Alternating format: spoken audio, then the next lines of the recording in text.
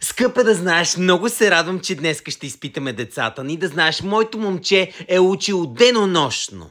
А ти да видиш моето момченце колко знае. Направо ще ти падне шапката. О, нямам търпение. Алехандро, ела да те изпита, мами. Здрасти, мамо. Миличе, кога е създадена българската държава? 681. А Сан Стефанския мирен договор? 1878. Кое е по-бързо от куршума? Светлината. Колко е корен квадратен от 81? 9.